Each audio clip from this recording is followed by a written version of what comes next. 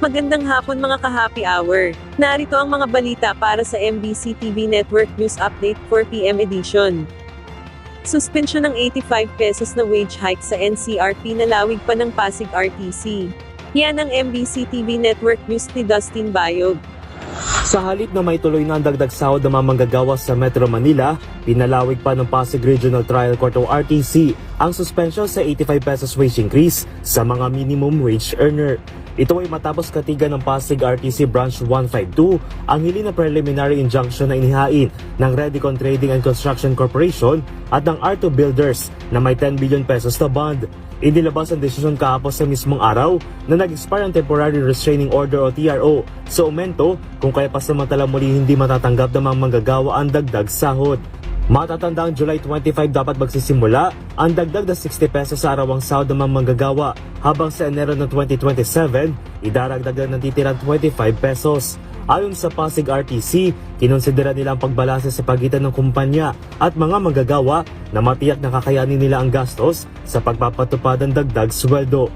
Nireject din nila ang argumento na lumabag ito sa Article 126 ng Labor Code dahil nila isa lang itong preservative relief upang masiguro ang karapatan ng bawat panig. Una nang kinundenan ng maraming labor groups sa naturang TRO at iginigit na labag ang ginawa ng korte na harangin ang dagdag sweldo para sa mga manggagawa.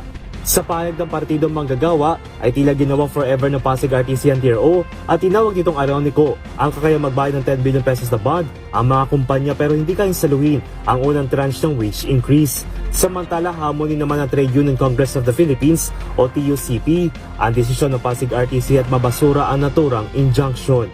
Para sa MBC TV Network News, ito si Dustin Bayog ng DZRH TV. Una sa Pilipinas, una sa Pilipino.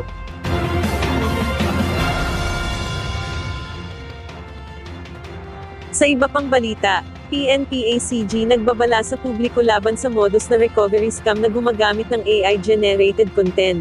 Nagbabala ang PNP Anti-Cybercrime Group sa publiko laban sa modus na recovery scam na gumagamit ng AI-generated content at nagpapanggap ng mga lehitimong ahensya.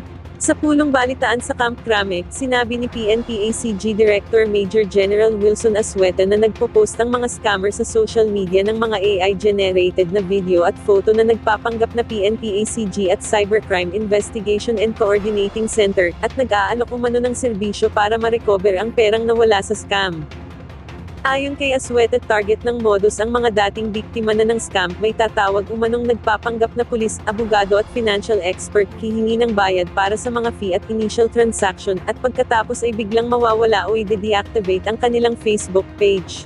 Samantala, nagpaalala rin si Assueta sa publiko laban sa credit card fraud sa pamamagitan ng phishing, smishing at phishing, at nagbabala na huwag magbigay ng OTP PIN o iba pang personal na impormasyon sa mga hindi kilalang tumatawag, nagte-text o nag-i-email. Sinabi naman ni Assueta kung paano posibleng nakukuha ng mga scammer ang credit card details ng mga biktima. Meron tayong tinatawag na mga MC catcher, so nakakapagkuha sila ng detail. At meron din tayong tinitingnan na anggulo na may wrong insider. So that's why we have a close coordination with the banks and other financial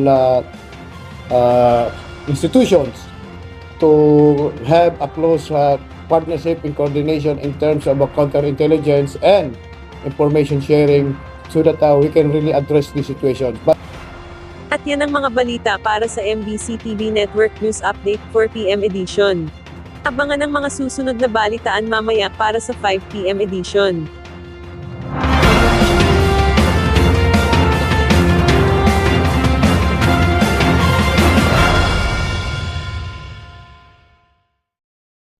Mga ka-happy hour, kung gusto mong manood ang mga balita sa MBC TV Network News Update, mag-subscribe sa aming YouTube channel, i-like ang aming Facebook page, at i-follow sa aming TikTok account.